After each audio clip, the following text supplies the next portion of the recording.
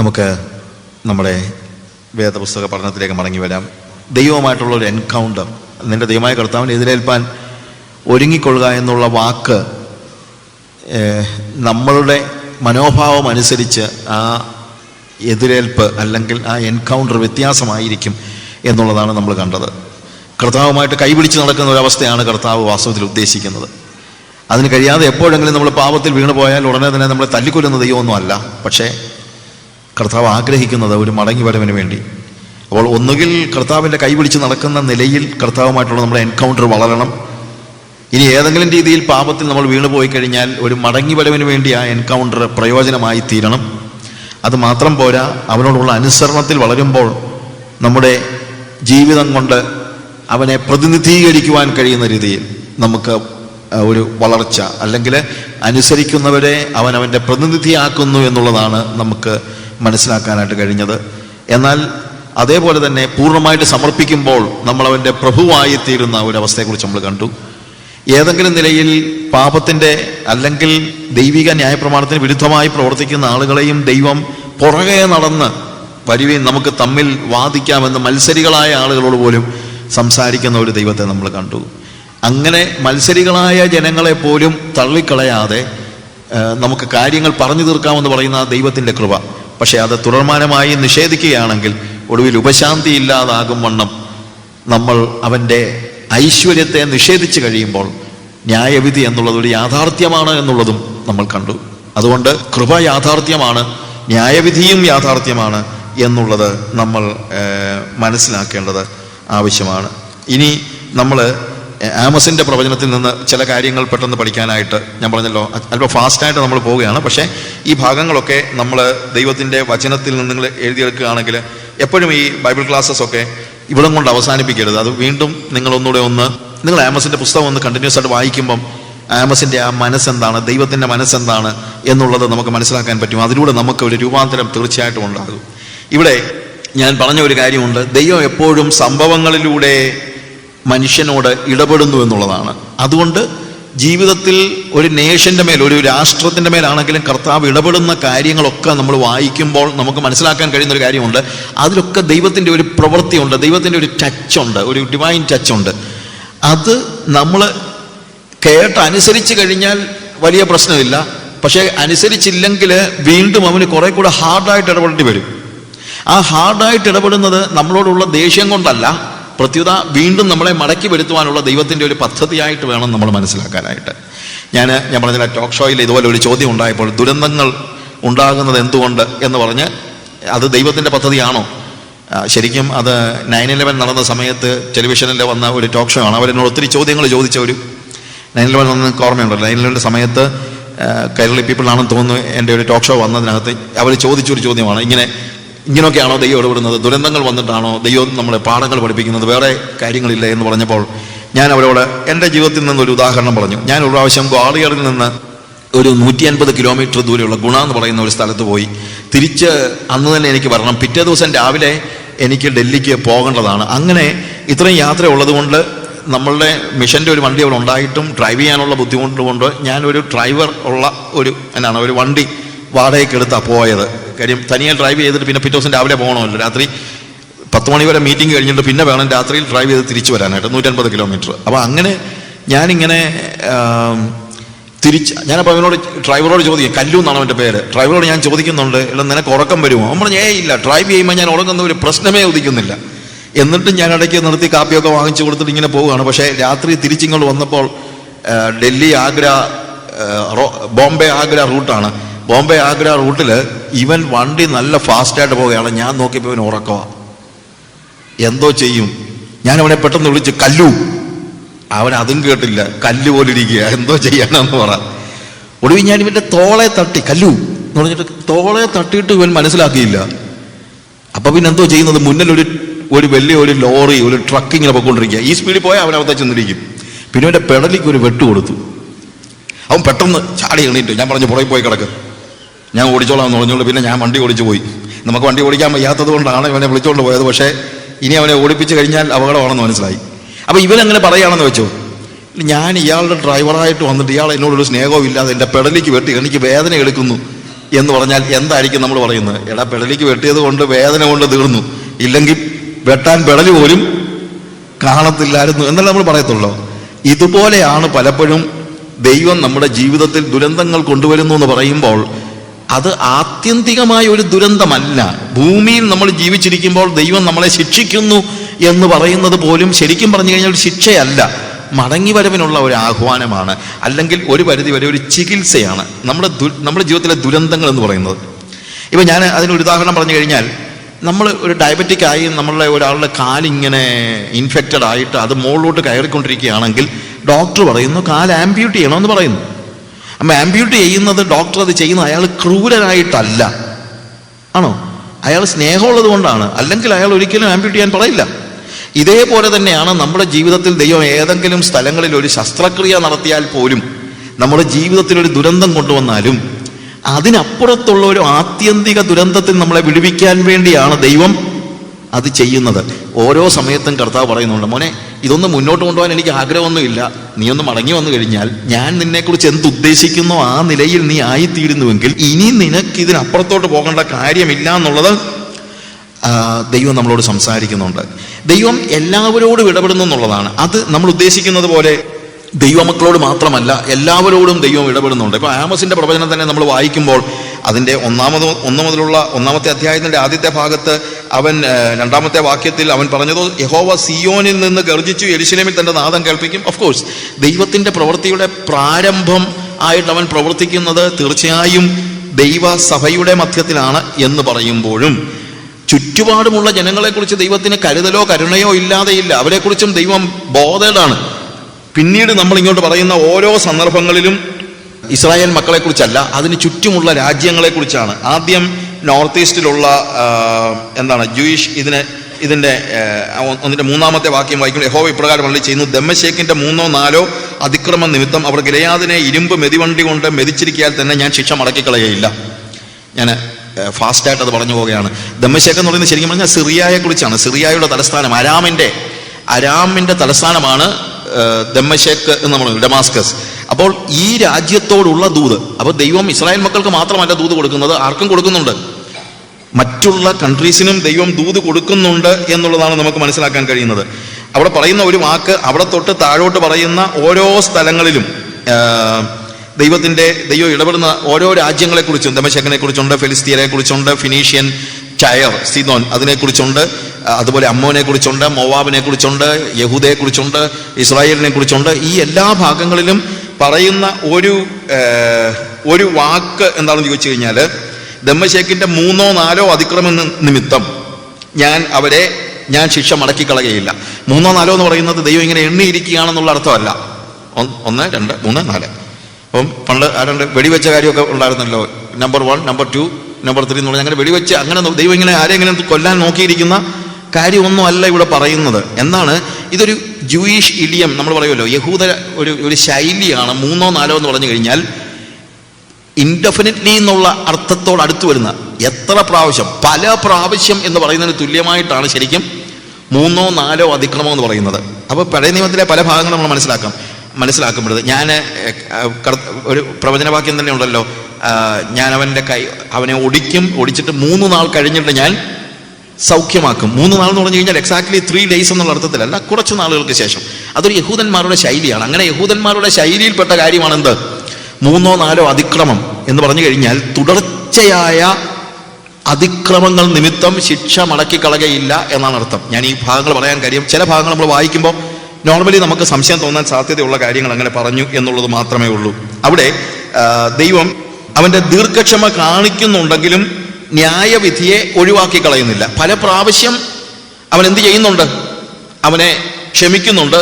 പല പ്രാവശ്യം അവൻ അതിക്രമം കാണിച്ചത് കൊണ്ട് ഞാൻ ഇനി ശിക്ഷ മടക്കിക്കളകയില്ല എന്നുള്ളതാണ് അവിടെ പറയുന്നത്. ഞാൻ പറഞ്ഞല്ലോ, ന്യായവിധി എന്ന് പറയുന്നത് ദീർഘക്ഷമയുമായി ബന്ധപ്പെടുത്തി നോക്കുമ്പോൾ ദീർഘക്ഷമ ഉണ്ടെങ്കിൽ ന്യായവിധി ഇല്ല എന്ന് നമുക്ക് പറയാൻ കഴിയില്ല. 2 പത്രോസ് 3-ാം അധ്യായത്തിന്റെ 9-ാമത്തെ വാക്യത്തിൽ നമ്മൾ കാണുന്നത്, ചിലർ താമസമെന്ന് വിചാരിക്കുന്ന പോലെ കർത്താവ് തന്റെ വാഗ്ദത്തം നിവർത്തിപ്പാൻ താമസിക്കുന്നില്ല. ആരും നശിച്ചു പോകാതെ എല്ലാവരും മാനസാന്തരപ്പെടുവാൻ ഇച്ഛിച്ച് അവൻ നിങ്ങളോട് ദീർഘക്ഷമ കാണിക്കുന്നുവെന്നേ ഉള്ളൂ. അപ്പൊ അവിടെ പറയുന്ന ആ വാക്ക് ശ്രദ്ധിക്കണം, ആരും നശിച്ചു പോകാതെ. അതിൻ്റെ അർത്ഥം എന്താണ്? ഈ മാനസാന്തരം, അതായത് കർത്താവ് തൻ്റെ വാഗ്ദത്തം നിവർത്തിപ്പാൻ താമസിക്കുന്നില്ല. ആരും നശിച്ചു പോകാതെ എല്ലാവരും മാനസാന്തരപ്പെടുവാൻ അവൻ ഇച്ഛിച്ച് നിങ്ങളോട് ദീർഘക്ഷമ കാണിക്കുന്നെന്നുള്ളതേ ഉള്ളൂ. ദീർഘക്ഷമ എന്ന് പറയുന്നത് ന്യായവിധിയെ ഒഴിവാക്കാനല്ല. ദീർഘക്ഷമ എന്ന് പറയുന്നത് മാനസാന്തരത്തിന് അവസരം നൽകാനാണ്. ഞാനിത് പറയാൻ കാര്യം, കർത്താവ് ദീർഘക്ഷമയുള്ളവനായതുകൊണ്ട് പുതിയ നിയമത്തിൽ അവൻ ഒരു ജാതിയെയും ശിക്ഷിക്കയില്ല എന്നൊക്കെ ഉള്ള ഉപദേശങ്ങൾ ഇപ്പോഴുണ്ട്. ജോസഫ് പ്രിൻസും മറ്റും പറയുന്ന അതാണ്. ദൈവം അങ്ങനെ ഒരു ജനതയെയും ന്യായം വിധിക്കത്തില്ല. കാര്യം ദൈവം ഏതെങ്കിലും ജനതയെ ന്യായം വിധിച്ചാൽ പിതാവായ ദൈവം യേശു ക്രിസ്തുവിനോട് ക്ഷമ ചോദിക്കേണ്ടി വരുമെന്നാണ് അദ്ദേഹം പറയുന്നത്. എന്തോ ചെയ്യാനാ ഓരോന്നൊക്കെ. ഇതൊക്കെ കേട്ടിട്ടും നമ്മുടെ ആൾക്കാർക്ക് അതിൻ്റെ പുറകെ പോകാൻ മടിയില്ല. ഞാൻ പറഞ്ഞതെന്ന് വെച്ച് കഴിഞ്ഞാൽ, അതായത് because Jesus died on A cross, ഇനി ന്യായവിധി ഇല്ല എന്ന് പറയുന്ന ഏതെങ്കിലും ഒരു ജനതയെ അദ്ദേഹം പറയുകയാണ്. ഞാൻ കേട്ടിട്ടുണ്ട്, ബില്ലി ഗ്രഹാം പണ്ട് പറഞ്ഞൊരു വാചകമുണ്ട്, ദൈവം അമേരിക്കയെ ന്യായം വിധിച്ചില്ലെങ്കിൽ സോദോമിനോടും ഗൊമോറയോടും ക്ഷമ ചോദിക്കേണ്ടി വരും. അങ്ങനെയൊന്നും ഒരിക്കലും സംഭവിക്കില്ല. ദൈവം ഒരു ജനതയെയും ന്യായം വിധിക്കത്തില്ല. ദൈവം ഏതെങ്കിലും ഒരു ജനതയെ ന്യായം വിധിച്ചാൽ യേശു ക്രിസ്തുവിനോട് ക്ഷമ ചോദിക്കേണ്ടി വരുമെന്ന് ഇല്ലേ? ഞാനിതൊക്കെ എടുത്തു പറയാൻ കാര്യം എന്നാന്ന് ചോദിച്ചു കഴിഞ്ഞാൽ, ഇതൊക്കെ ഇന്ന് പ്രചരിച്ചുകൊണ്ടിരിക്കുന്ന ഉപദേശമായതുകൊണ്ട് നമ്മൾ ശ്രദ്ധിക്കാൻ വേണ്ടി പറഞ്ഞതാണ്. പ്രിയമുള്ളവർ, ഇവിടെ പറയുന്നത്, ഞാൻ അതുകൊണ്ടാണ് പറഞ്ഞത്, ദീർഘക്ഷമ എന്ന് പറയുന്നത് ന്യായവിധിയിൽ നിന്നുള്ള ഒഴിവിന് വേണ്ടിയുള്ളതല്ല. ദീർഘക്ഷമ എന്ന് പറയുന്നത് മാനസാന്തരപ്പെടുവാൻ അവസരം കൊടുക്കുന്നതാണ്. അത് മനസ്സിലാക്കണം. ദൈവം ഒരാളും നശിച്ചു പോകാൻ ഇഷ്ടപ്പെടുന്നില്ല. അതൊരു ഫാക്റ്റാണ്. പക്ഷേ നശിച്ചു പോകാതിരിക്കണമെങ്കിൽ ദൈവം ന്യായവിധി മാറ്റിയിട്ടല്ല നശിച്ചു പോകാതിരിക്കേണ്ടത്. ദൈവം നമുക്ക് നശിച്ചു പോകാതിരിക്കാനുള്ള ഒരു പദ്ധതി ഒരുക്കിയിട്ടുണ്ട്. എന്ത്? മാനസാന്തരപ്പെടുക. നമ്മൾ മാനസാന്തരപ്പെടുന്നുവെങ്കിൽ തീർച്ചയായിട്ടും അതിനാണ് വാസ്തവത്തിൽ ദീർഘക്ഷമ എന്ന് പറയുന്നത്. നിങ്ങൾ ഈ 1 പത്രോസ് 3-ാം അധ്യായം മുഴുവൻ വായിച്ചു കഴിഞ്ഞാൽ നമുക്കത് മനസ്സിലാക്കാനായിട്ട്, പ്രത്യേകിച്ച് 3 മുതലുള്ള വാക്യങ്ങൾ, അവന്റെ പ്രത്യക്ഷയുടെ വാഗ്ദത്തം ഇവിടെ, പിതാക്കന്മാർ നിദ്ര കൊണ്ട ശേഷം സകലവും സൃഷ്ടിയുടെ ആരംഭത്തിൽ ഇരുന്നത് പോലെ തന്നെ ഇരിക്കുന്നു എന്ന് പറഞ്ഞ് സ്വന്തം മോഹങ്ങളെ അനുസരിച്ച് നടക്കുന്ന പരിഹാസികൾ പരിഹാസത്തോടെ അന്ത്യകാലത്ത് വരുമെന്ന് വിശേഷാൽ അറിഞ്ഞുകൊള്ളുക. ദൈവവചനത്തിൽ ഇത് കൃത്യമായിട്ട് പറഞ്ഞിട്ടുണ്ട്. അതായത് ഇവിടെ പറഞ്ഞിരിക്കുന്ന കാര്യം ഇതാണ്. ആളുകൾ ഇന്നത്തെ ഈ പാപം ചെയ്യാൻ കുഴപ്പമില്ലാത്ത ആളുകളുണ്ട്. പാപം ചെയ്താൽ ഒരു കുഴപ്പമില്ല, ദൈവം അതൊന്നും ശ്രദ്ധിക്കുന്നില്ല എന്ന് പറയുന്ന ആളുകൾ പറയുന്നത്, ഇത്രയും നാൾ പാപം ചെയ്തിട്ട് എന്തോ സംഭവിച്ചു? ആരും ഒന്നും ചെയ്തില്ലല്ലോ. ഇതെല്ലാം പണ്ടുള്ളതുപോലെ തന്നെ ഇപ്പോഴും നടക്കുന്നു ഇല്ലേ? ദൈവം പിതാക്കന്മാർ നിദ്ര കൊണ്ട ശേഷം സകലവും സൃഷ്ടിയുടെ ആരംഭത്തിൽ ഇരുന്നതുപോലെ തന്നെ ഇപ്പോഴും ഇരിക്കുന്നു എന്ന് പറഞ്ഞ് അടുത്ത വാക്കാണ്, സ്വന്തം മോഹങ്ങളെ അനുസരിച്ച് നടക്കുന്ന പരിഹാസികൾ. ആരെങ്കിലും ഒരാൾ കർത്താവിനെ അനുസരിച്ച് നടന്നില്ലെങ്കിൽ ന്യായവിധി വരുമെന്ന് പറഞ്ഞു കഴിഞ്ഞാൽ, എന്താ നിങ്ങൾ ഈ പ്രസംഗിക്കുന്നത്? കൃപയല്ലേ ബ്രദറെ? കൃപ പ്രസംഗിക്കുന്ന ആളെങ്ങനെ ന്യായവിധി പ്രസംഗിക്കുന്നത്? നിങ്ങൾ കൃപ പ്രസംഗിക്കുക, ന്യായവിധിയെക്കുറിച്ച് മിണ്ടിപ്പോകരുത് എന്ന് പറഞ്ഞ് പരിഹസിക്കുന്നവരായ ആളുകൾ എന്തിനു വേണ്ടിയാണെന്നറിയാമോ? സ്വന്തം മോഹങ്ങളെ അനുസരിച്ച് നടക്കാൻ വേണ്ടിയാണ്. ഈ പുതിയ ഉപദേശത്തിന്റെ പുറകെ പോകുന്നവർ ആർക്കാണ് രസം എന്ന് ചോദിച്ചാൽ, പാപത്തിൽ രസിക്കുന്നവർക്ക് മാത്രമേ ഇതിനകത്ത് രസമുള്ളൂ. വിശുദ്ധ ജീവിതത്തിൽ രസിക്കുന്നവർ ഇതിന്റെ ആവശ്യമില്ല. കൃപ എനിക്ക് തരുന്നത് പാപം ചെയ്യാനല്ല, കൃപ എനിക്ക് തരുന്നത് വിശുദ്ധ ജീവിതം ജീവിക്കാൻ വേണ്ടിയാണ്. പാപം ചെയ്യുമ്പോൾ ക്ഷമിക്കുന്ന കൃപ കർത്താവ് വെളിപ്പെടുത്തി കഴിഞ്ഞു. പക്ഷെ ഇപ്പോൾ എന്നിൽ വ്യാപരിക്കുന്ന ദൈവകൃപ പാപം ചെയ്യുമ്പോൾ ക്ഷമിക്കുന്ന കൃപ മാത്രമല്ല, പാപം ചെയ്യാതിരിക്കാനുള്ള കൃപയാണ്. ഞാൻ പാപത്തിന്റെ അടിമയല്ല. എനിക്ക് എങ്ങനെ അടിമയാകാൻ പറ്റും? അപ്പൊ എനിക്ക് പാപത്തിന്റെ മേൽ കർത്താവ് ജയം തന്നിരിക്കുന്നു. ഈ പറഞ്ഞ പാർട്ടി ജോസഫ് പ്രിൻസ് പറഞ്ഞൊരു കാര്യമുണ്ട്, Paul was always living in sin and God was okay with that. Paulose എന്നും പാപത്തിൽ ജീവിക്കുകയായിരുന്നു, ദൈവം അതിനെ ഒന്നും മൈൻഡ് ചെയ്തിട്ടില്ലെന്ന്. പ്രിയമുള്ളവരെ, ആര് പറഞ്ഞു പൗലോസ് എന്നും പാപം ചെയ്തുകൊണ്ടിരിക്കുകയായിരുന്നെന്ന്? ആര് പറഞ്ഞു? അതുകൊണ്ടാണ് ഞാൻ പറഞ്ഞത്, നമ്മൾ റോമാലേഖനത്തിൽ വായിക്കുമ്പോൾ ഈ മരണത്തിന് അധീനമായ ശരീരത്തിൽ നിന്ന് എന്നെ ആര് വിടുവിക്കും എന്ന് പറഞ്ഞ് പൗലോസ് അവിടം കൊണ്ട് വാക്യം അവസാനിപ്പിക്കുകയല്ല. അടുത്ത് തന്നെ പറയുന്നതെന്നറിയാമോ? നമ്മുടെ കർത്താവായ യേശു ക്രിസ്തു മുഖാന്തരം ജയം നൽകുന്ന ദൈവത്തിന് സ്തോത്രം. എന്താണ് അതിൻ്റെ അർത്ഥം?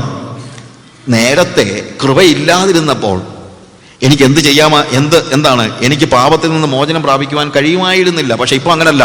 നമ്മുടെ കർത്താവായ യേശു ക്രിസ്തു ഈ പാപത്തിന്റെ മേൽ എനിക്ക് ജയം നൽകിയിരിക്കുന്നു. പാപത്തെ ക്ഷമിക്കുക മാത്രമല്ല, പാപത്തിന്റെ മേൽ ജയം നൽകുന്ന ദൈവകൃപയാണ് നമുക്ക് കർത്താവ് നൽകിയിരിക്കുന്നത് എന്നുള്ളത് നമ്മൾ മനസ്സിലാക്കണം.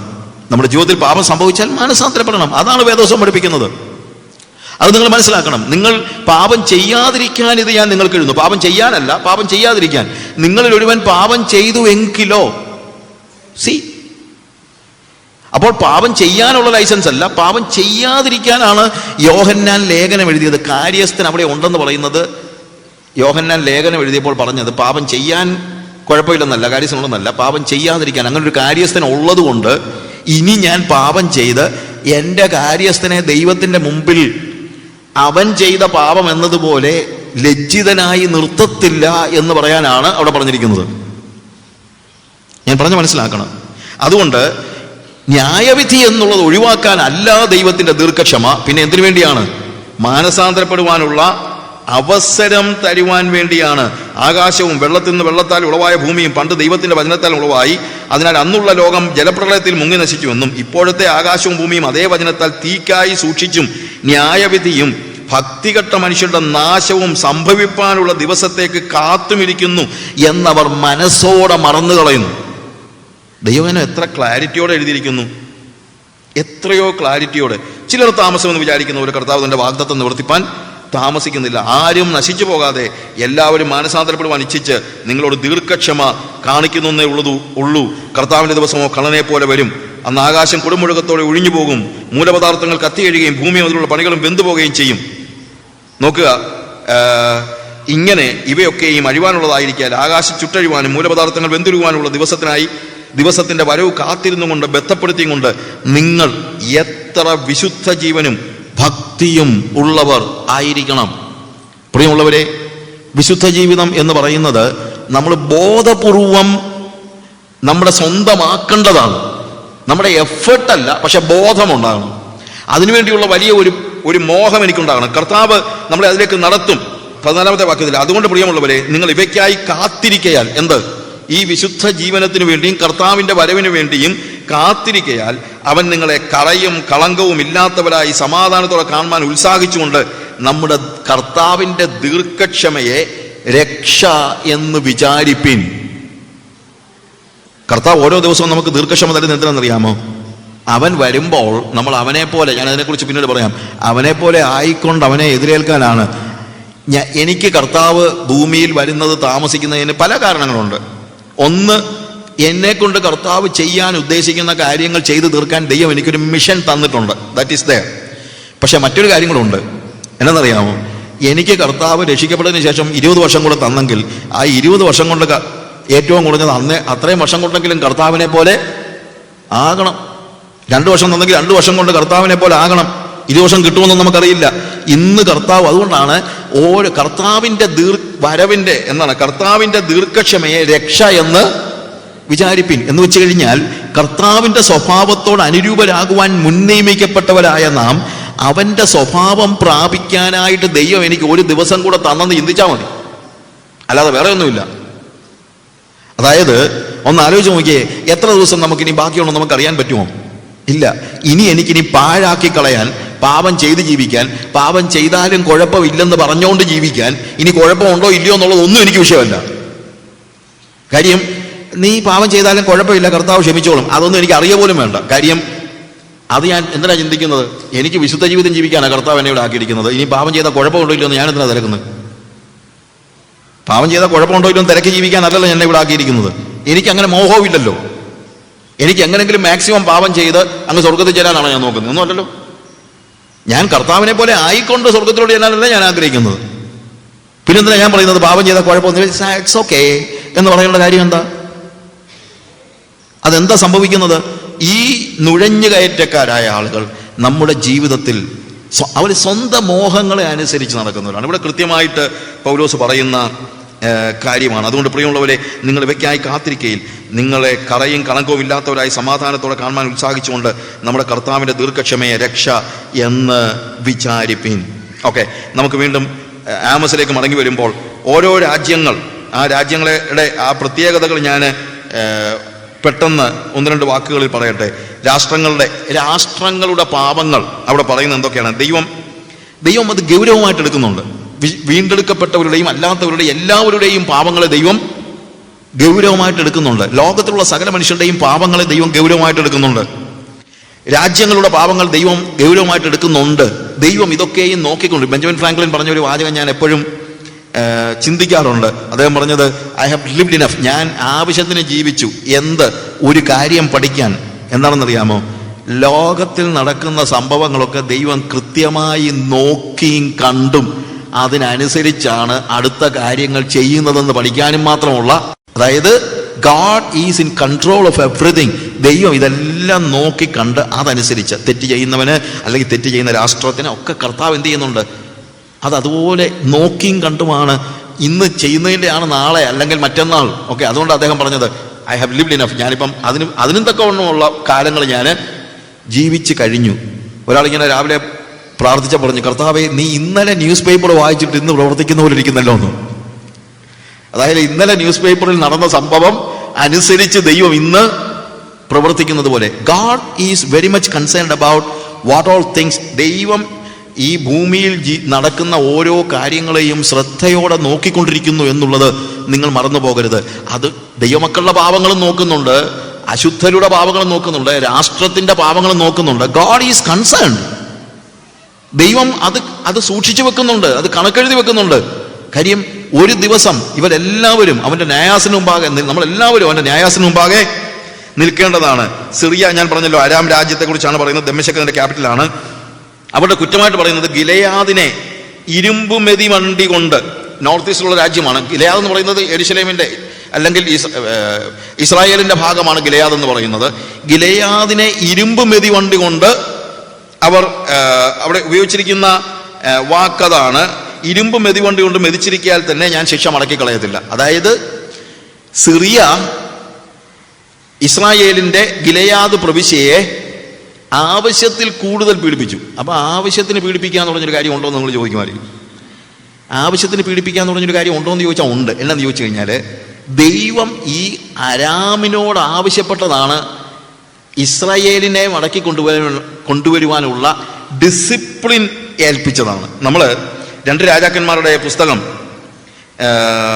ഞാൻ ഈ ഭാഗങ്ങൾ പറയുന്നതെന്ന് പറഞ്ഞാൽ നമുക്ക് പലപ്പോഴും ഉണ്ടാകുന്ന സംശയങ്ങൾക്കൊക്കെ ഒരു ചെറിയ ഇത് മനസ്സിലാക്കാൻ വേണ്ടി പറയുന്നു. 2 രാജാക്കന്മാരുടെ പുസ്തകം 10-ാം അധ്യായത്തിൻ്റെ 30 മുതലുള്ള വാക്യങ്ങൾ വായിക്കുമ്പോൾ അവിടെ ദൈവം അരാമിനെ കുറ്റം ചെയ്യാനായിട്ട് 30 മുതലുള്ള വാക്യങ്ങൾ, യഹോവ യേഹൂവിനോട് എനിക്കിഷ്ടമുള്ളത് നീ നല്ലവണ്ണം അനുഷ്ഠിച്ചുകൊണ്ട് എൻ്റെ ഹിതപ്രകാരമൊക്കെയും ആഹാബ് ഗൃഹത്തോട് ചെയ്തതുകൊണ്ട് നിന്റെ പുത്രന്മാർ ഇസ്രായേലിൻ്റെ രാജാസനത്തിൽ 4-ാം തലമുറ വരെ ഇരിക്കുമെന്ന് അരുളി ചെയ്തു. എങ്കിൽ യേഹൂ ഇസ്രായേലിന്റെ ദൈവമായ യഹോവയുടെ ന്യായപ്രമാണ പ്രകാരം പൂർണ്ണ മനസ്സോടെ നടക്കുന്നതിൽ നിന്ന് ജാഗ്രത കാണിച്ചില്ല. ഇസ്രായേലിനെ കൊണ്ട് പാപം ചെയ്യിച്ച യൊരോബയാമിന്റെ പാപങ്ങളെ അവൻ വിട്ടുമാറിയതുമില്ല. ആ കാലത്ത് യഹോവ ഇസ്രായേലിനെ കുറച്ച് കളവാൻ തുടങ്ങി. ഹസായേൽ ഇസ്രായേലിന്റെ അതിരുകളിലൊക്കെയും അവരെ തോൽപ്പിച്ചു. ഹസായേൽ എന്ന് പറയുന്നത് അരാം രാജ്യത്തെ രാജാവാണ്. ശരിക്കും നമുക്കറിയാം, എലീശായോട് അവൻ ഗുഹയിൽ ഒളിച്ചിരിക്കുന്ന സമയത്ത് കർത്താവ് പറയുന്നുണ്ട്, നീ ഇവിടെ ഒളിച്ചിരിക്കാനുള്ള ആളല്ല, നിനക്ക് ചില ശുശ്രൂഷ ബാക്കിയുണ്ട്. നീ ഹസായേലിനെ അരാമിന് രാജാവായിട്ട് വാഴിക്കണം, ഇസ്രായേലിന് രാജാവായിട്ട് വാഴിക്കണം, നിനക്ക് അനുയായിയായിട്ട് നീ എലീശായെ വാഴിക്കണം എന്ന് പറയുന്നുണ്ട്. ഹസായേലിന്റെ വാളിന് തെറ്റി ഒഴിയുന്നവൻ യേഹൂവിന്റെ വാളിന് പെട്ടുപോകും, യേഹൂവിന്റെ വാളിന് തെറ്റി ഒഴിയുന്നവനെ എലീശ കൊല്ലും എന്ന് പറയുന്നുണ്ട്. അതായത് ദൈവത്തിന്റെ നീതി എല്ലായിടത്തും ഒരുപോലെ വർക്ക് ചെയ്യുന്നുണ്ട്. അത് പല അളവിലാണെന്നുള്ളതേ ഉള്ളൂ. ഹസായേൽ എന്ന് പറയുന്നത് ഒരു സെക്യുലർ രാഷ്ട്രമാണ്. സെക്യുലർ രാഷ്ട്രത്തിലും നീതിയുണ്ട്. ഏത് സെക്യുലർ രാഷ്ട്രത്തിലും രാഷ്ട്രത്തിൻ്റെതായിട്ടുള്ളൊരു നീതിയുണ്ട്. പക്ഷെ ഇസ്രായേലിന്റെ രാഷ്ട്രം എന്ന് പറയുമ്പോൾ അത് സെക്യുലർ രാഷ്ട്രത്തിന്റെ നീതിയേക്കാൾ കുറെ കൂടെ ഉയരത്തിലുള്ള നീതിയാണ്. അതായത് സെക്യുലർ രാജ്യത്തെ നീതിയെ അല്ലെങ്കിൽ നീതി ന്യായ സിസ്റ്റത്തെ മറികടന്ന് ഒരാൾ എത്തിയാൽ ദൈവരാജ്യത്തിന്റെ അകത്തേക്ക് കയറുമ്പോൾ അല്ലെങ്കിൽ സഭയിലേക്ക് കയറുമ്പോൾ, അതല്ലെങ്കിൽ വേറെ രീതി പറഞ്ഞു കഴിഞ്ഞാൽ എന്താണ്, ദൈവം രാജാവായിരിക്കുന്നു, അതാണല്ലോ ഇസ്രായേലിനെ കുറിച്ച് ഉദ്ദേശിച്ചത്. അവിടെ വരുമ്പോൾ അവിടെ തെറ്റി ഒഴിയുന്നവനും ഇവിടെ ശിക്ഷയുണ്ട്.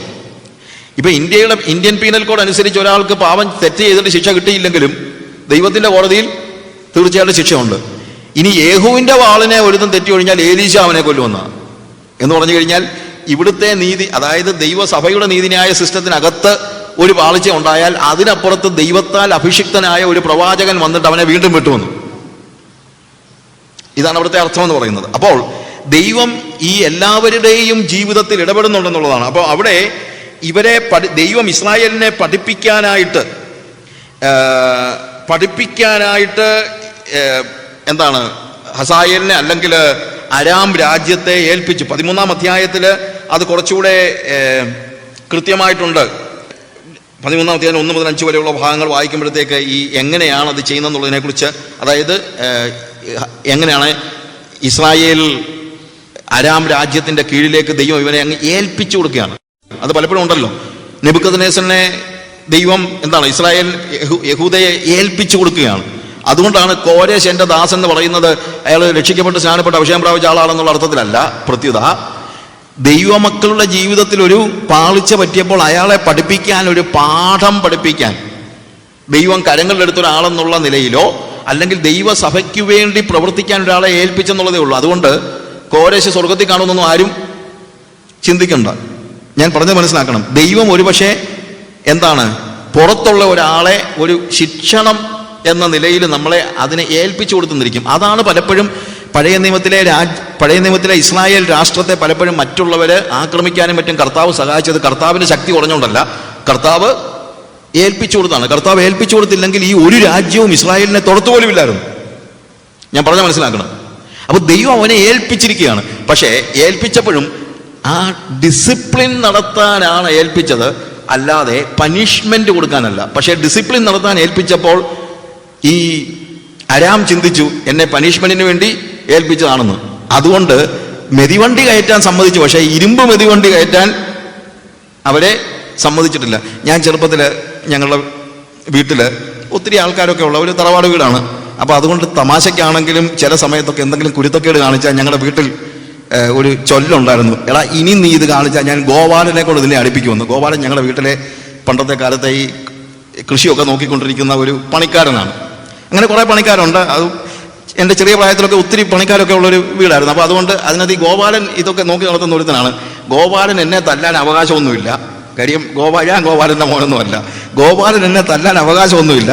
പക്ഷേ എന്നോട് അറ്റ കൈക്ക്, എന്നോട് പറയുന്നതല്ല, നമ്മുടെ വീട്ടിൽ അറ്റ കൈക്ക് പറയുന്നതാണ്, ഇനി നീ ഇത് കാണിച്ചാൽ അപ്പൻ പറയുന്നത് ഞാൻ തല്ലുമെന്നല്ല, ഞാൻ ഗോപാലനെ കൊണ്ട് നിന്നെ തല്ലിക്കും എന്ന് പറയുന്നത് പോലെ ദൈവം ഇസ്രായേലിനെ നന്നാക്കാൻ നോക്കി നടക്കാതെ വരുമ്പോഴാണ് പിന്നെന്താ ചെയ്യുന്നത്? ഗോപാലനെ കൊണ്ട് തല്ലിക്കുന്നത് പോലെയാണ് ഈ അരാമിനെയും മറ്റുള്ള രാഷ്ട്രങ്ങളെയും ഒക്കെ എന്ത് ചെയ്യുന്നത്? തല്ലാൻ ഏൽപ്പിക്കുന്നത്. പക്ഷേ ഗോപാലനെ തല്ലാൻ ഏൽപ്പിച്ചിട്ട് ഗോപാലനെ തല്ലിക്കൊല്ലാൻ തുടങ്ങിക്കഴിഞ്ഞാൽ അപ്പൻ നോക്കി നിൽക്കുമോ? ഇല്ല. ഇതാണ് വാസ്തവത്തിൽ ഈ ഭാഗം മനസ്സിലാക്കാനുള്ള ഒരു ഉദാഹരണം ഞാൻ പറഞ്ഞതാണ്. അതുകൊണ്ട് കർത്താവ് ഹസായേലിനോട് പറയുന്നത് അതാണ്. എന്ത്? നീ കളി കളിക്കേണ്ടത് ഞാൻ അനുവദിച്ചതുകൊണ്ടാണ് നിനക്ക് ഗിലെയാദിനെ കീഴടക്കാനായിട്ട് പറ്റിയത്. പക്ഷേ ഞാൻ അവരെ ഒരു പാഠം പഠിപ്പിക്കാൻ വേണ്ടി ചെയ്തതാണ്, അല്ലാതെ നിനക്ക് ഇഷ്ടം പോലെ തല്ലിക്കൊല്ലാൻ വേണ്ടി എൻ്റെ കുഞ്ഞുങ്ങളെ ഞാൻ വിട്ടു തന്നതല്ല എന്നാണ് കർത്താവ് അവിടെ പറയുന്നത്. അങ്ങനെ വരുമ്പോൾ ദൈവം അവരെ പനിഷ് ചെയ്യുമെന്നാണ് നമ്മളവിടെ കാണുന്നത്. കാര്യം ഈ ഹസായേലിനെ രാജാവാക്കിയത് ദൈവമാണ്.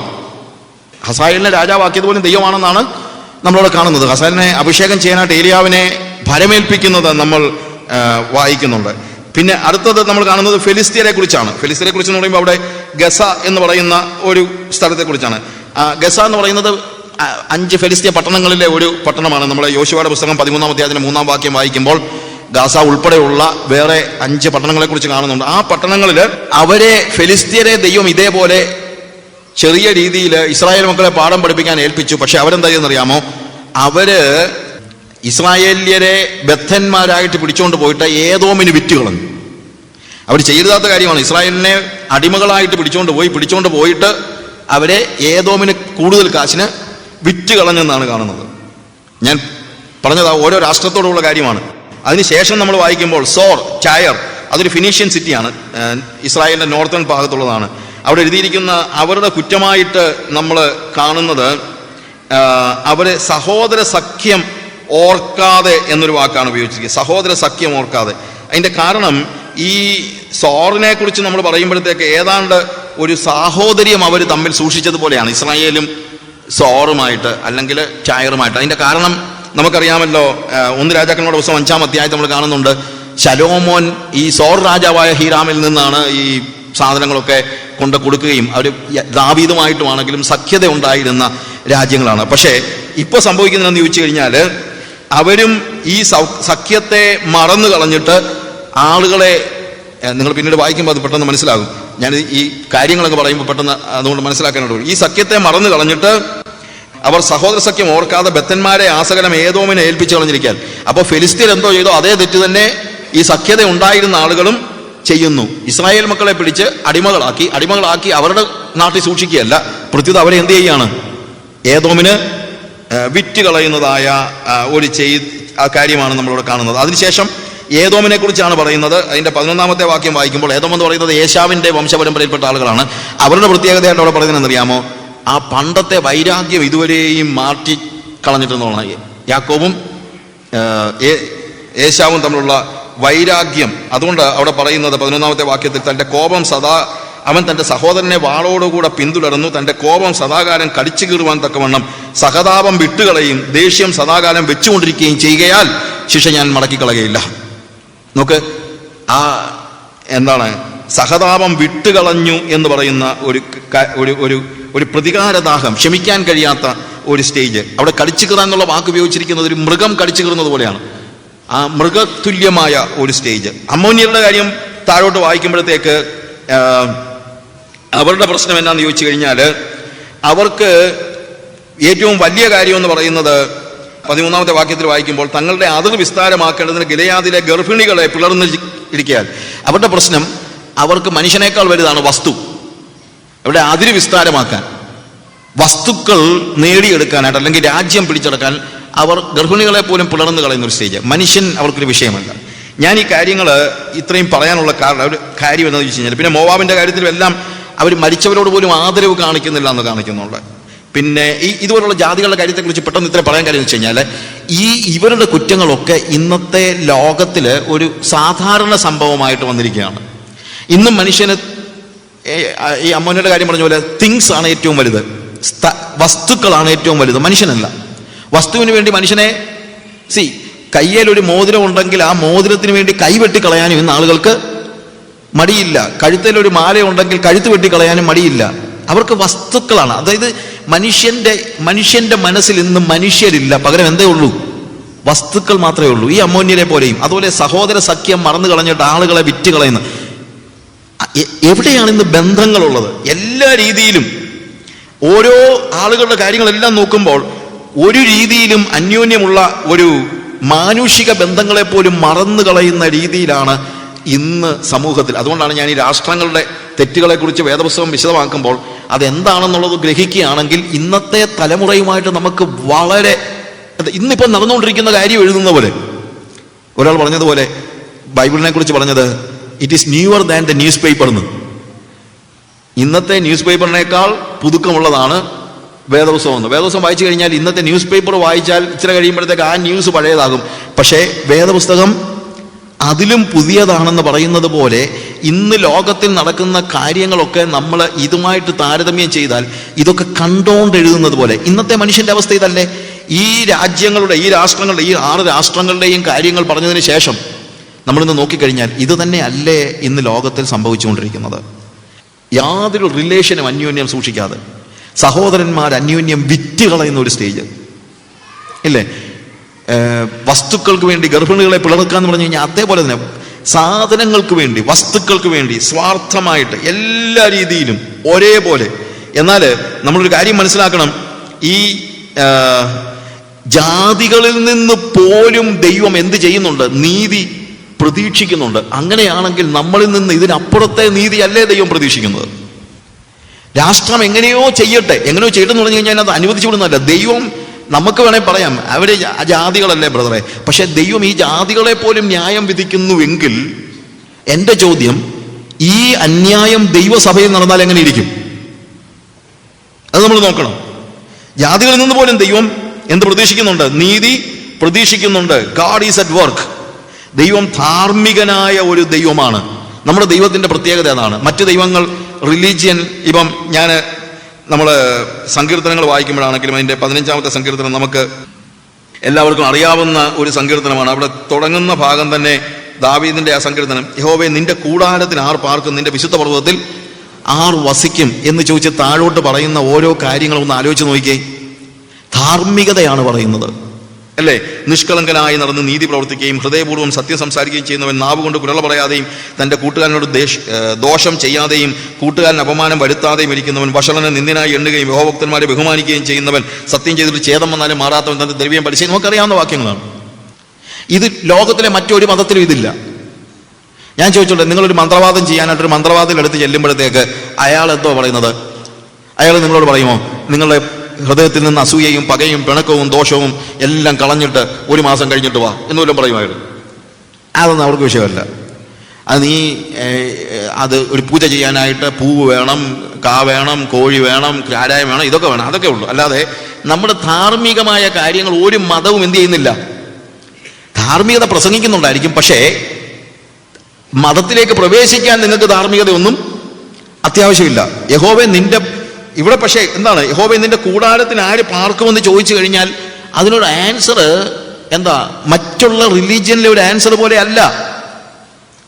കാര്യം ദൈവം ധാർമ്മികനായ ദൈവമാണ്. അവനിതൊന്നും സഹിക്കാൻ പറ്റത്തില്ല.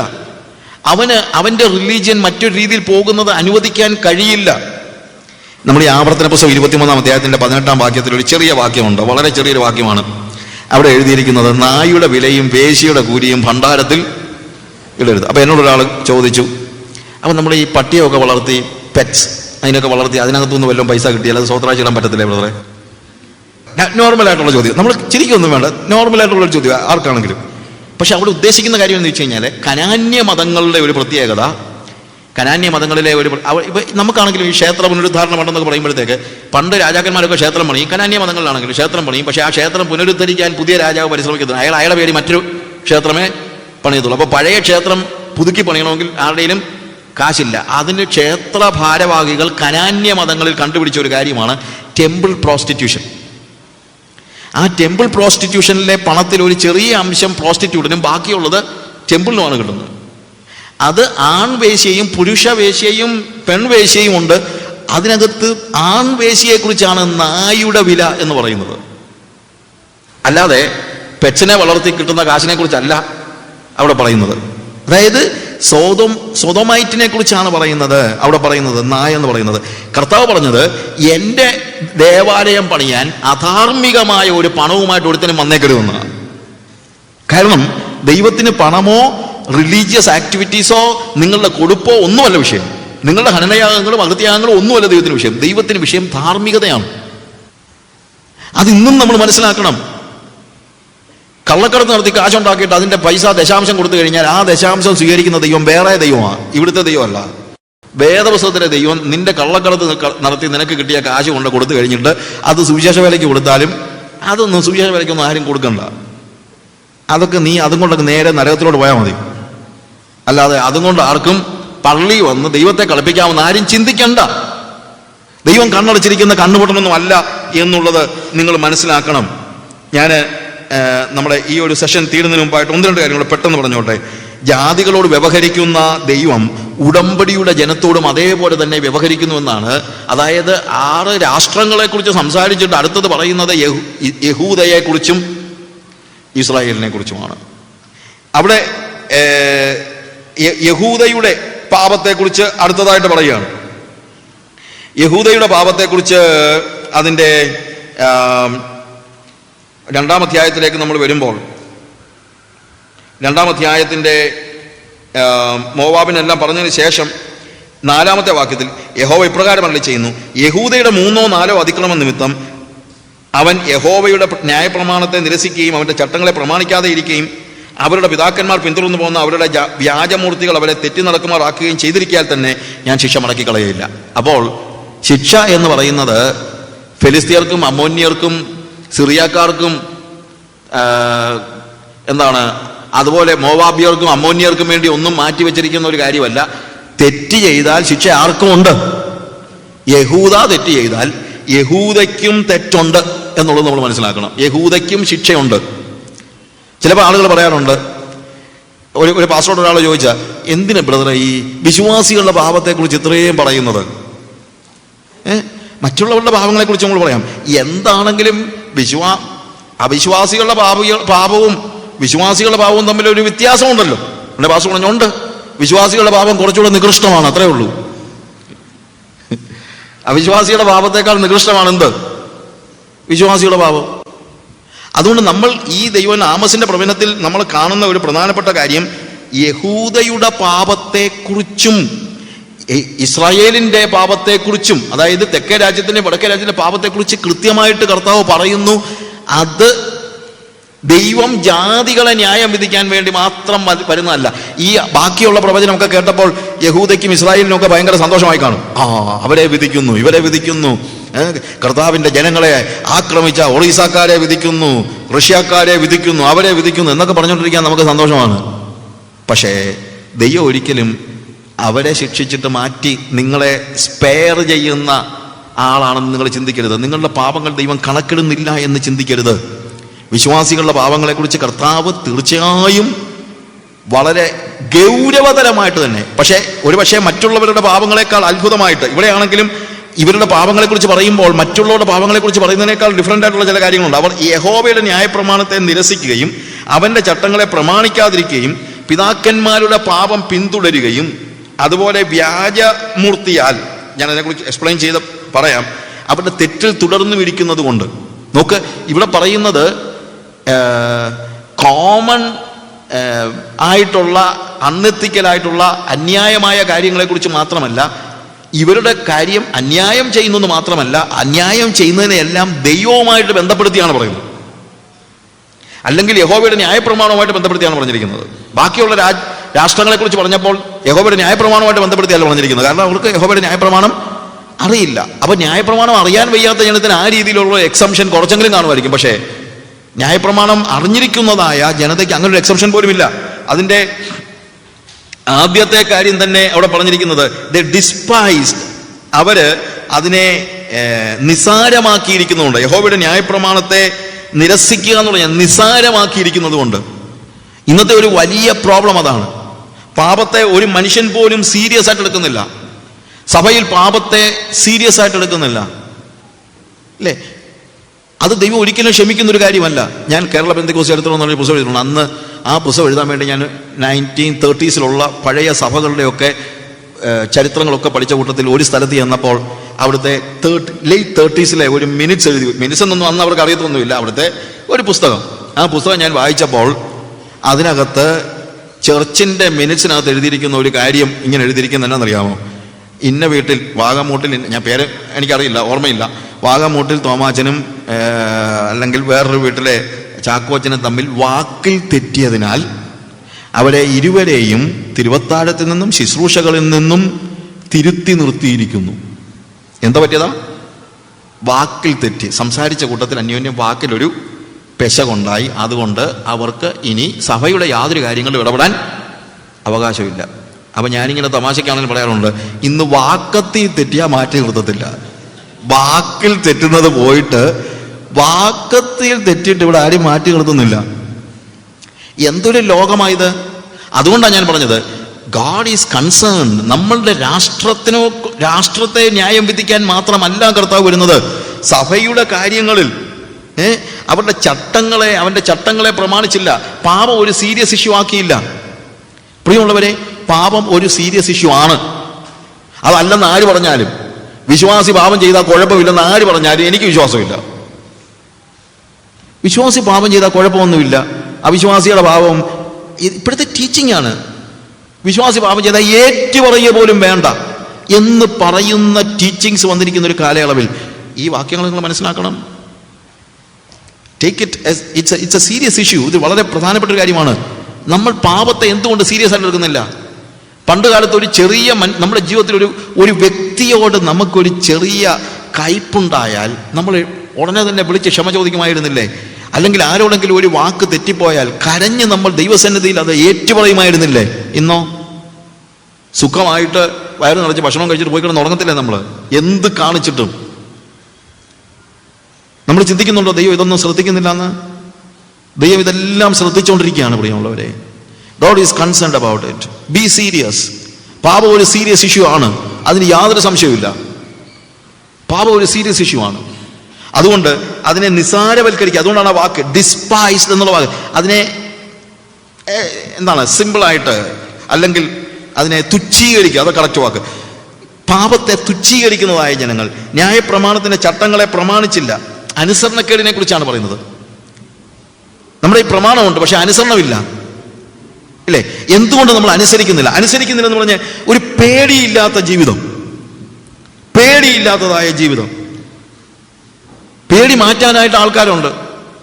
ഞാൻ ഒരിക്കൽ ജോസഫ് പ്രിൻസിന്റെ ഈ ആർട്ടിക്കിളിനെ കുറിച്ച് ഞാനൊരു വിമർശനമല്ല, അതിനകത്ത് തെറ്റെന്താണെന്നുള്ളത് കണ്ടുപിടിച്ച അതിനെക്കുറിച്ചൊരു ചെറിയ ഒരു ആർട്ടിക്കിൾ ജോസഫ് പ്രിൻസിന്റെ അതിനകത്ത് ഞാൻ അവർക്ക് കൊടുത്ത ഒരു നോട്ടിനകത്ത്, ആ നോട്ട് വായിച്ചു കഴിഞ്ഞപ്പോഴത്തേക്ക് എനിക്കൊരിക്കലും വിശ്വസിക്കാൻ പറ്റാത്തതുപോലെ തലമുറകളായിട്ട് വിശ്വാസത്തിലുള്ള ഒരു പയ്യൻ, ഒരു യങ് പയ്യൻ, അവനെനിക്ക് നന്നായിട്ട് അറിയാവുന്ന ഒരു കൊച്ചിയർക്കനല്ല, യങ് മാൻ. അവൻ എനിക്ക് ഉടനെ തന്നെ ഒരു ഇമെയിൽ, അച്ഛാ what did you do, why you are, എന്തുകൊണ്ടാണ് ഈ ജോസഫ് പ്രിൻസിനെ ചീത്ത വിളിക്കുന്നത്?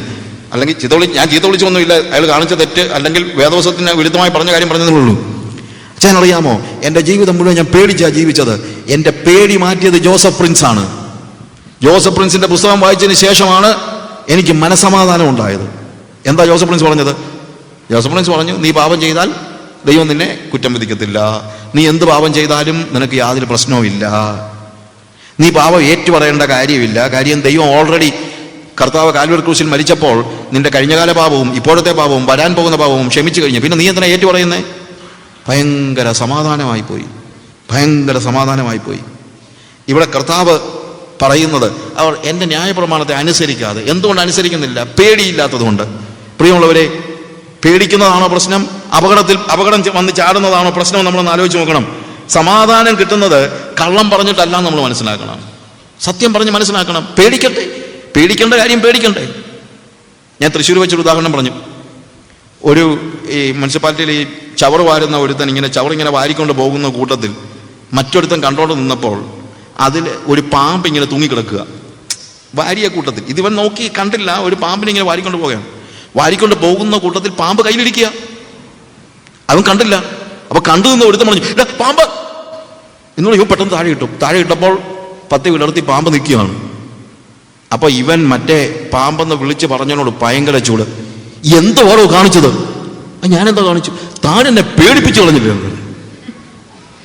പാമ്പിനെ കയ്യിലിട്ട് കടികൊള്ളാതെ ഇവൻ താഴെ ഇട്ട് കളഞ്ഞു. മറ്റേ താൻ എന്നെ പേടിപ്പിച്ചു കളഞ്ഞില്ലേ പാമ്പെന്ന് പറഞ്ഞ്, ഇനി ഞാൻ എങ്ങനെ ഇത് വാരുന്നത്?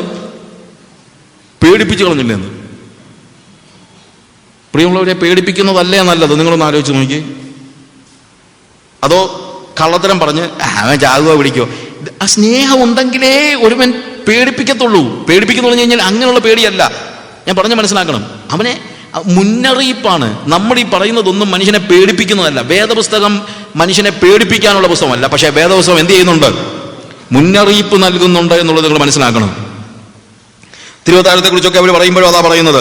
ഈ തിരുവത്താഴത്തെ ഒക്കെ വെച്ചോണ്ട് ഈ സഭക്കാരെല്ലാവരും ഞങ്ങളെ പേടിപ്പിക്കുകയായിരുന്നു. തന്നെത്താൻ ശോധന ചെയ്യണം. മനുഷ്യൻ പേടിച്ച്,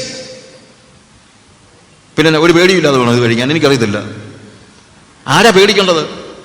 പാമ്പിനെ കയ്യിലുള്ള പേടിച്ചാൽ മതി, അല്ലാത്തൊരു പേടിക്കേണ്ട കാര്യമൊന്നുമില്ല. ഉണ്ടോ? പാമ്പിനെ കൈക്കൊണ്ട് നടക്കുന്നവനെ പേടിക്കേണ്ട കാര്യമുള്ളൂ. ഞാൻ തിരുവത്താഴം എടുക്കുമ്പോഴൊക്കെ എന്നെ ശോധന ചെയ്തിട്ടാണ് കഴിക്കുന്നത്. എനിക്കൊന്നും ഒരു പേടിയൊന്നും തോന്നിയൊന്നുമില്ല. വേദോസം എന്നെ പേടിപ്പിക്കാനുള്ളതൊന്നുമല്ല. പക്ഷേ ശോധന ചെയ്യണ്ടെന്ന് പറയുന്നതിനകത്ത് അർത്ഥമില്ല. തന്നെത്താൻ ശോധന ചെയ്തിട്ട് വേണം ഇതിൽ നിന്ന് ഭക്ഷിക്കുക എന്നുള്ളത് എഴുതിയിരിക്കുന്ന വാക്യം ആരാ കാണാത്തത്? അതിനെന്തോ വേറെ എന്തോ അർത്ഥം. അതിനെന്തിനാ വേറൊരു അർത്ഥം കൊടുക്കുന്നത്? വേറൊരർത്ഥം കൊടുക്കുന്നത് എന്തിനാണെന്നറിയാമോ? പാപത്തിൽ തുടരുവാൻ വേണ്ടി. പാപത്തിൽ രസിക്കുന്നവർക്ക് മാത്രമേ ഇവരുടെ ഉപദേശം കൊണ്ട് സന്തോഷം ഉണ്ടാകത്തുള്ളൂ എന്നുള്ളത് നിങ്ങൾ മനസ്സിലാക്കണം. നമ്മൾ 1 പത്രോസ് 1-ാം അധ്യായത്തിൻ്റെ 17-ാം വാക്യം വായിക്കുമ്പോൾ, നിങ്ങളുടെ പ്രവാസകാലം ഭയത്തോടെ, ആ വാക്യത്തിൻ്റെ അവിടെ അതൊരു മുഖപക്ഷം നോക്കാതെ ഓരോരുത്തരും തൻ്റെ പ്രവൃത്തിക്ക് തക്കവണ്ണം ന്യായം വിധിക്കുന്നവനെ നിങ്ങൾ പിതാവ് എന്ന് വിളിക്കുന്നു എങ്കിൽ, അപ്പൊ എന്തോ ഉണ്ട്? ന്യായവിധി ഉണ്ട്. അവനെ നിങ്ങൾ പിതാവെന്ന് വിളിക്കുന്നുവെങ്കിൽ നിങ്ങളുടെ പ്രവാസകാലം ഭയത്തോടെ കഴിപ്പീൻ. പ്രിയമുള്ളവരെ, തിരുവത്താഴത്തിന് മുമ്പിൽ ഇരിക്കുമ്പോഴല്ല എനിക്ക് പേടി. എനിക്ക് പേടി എപ്പോഴാണെന്നറിയാമോ?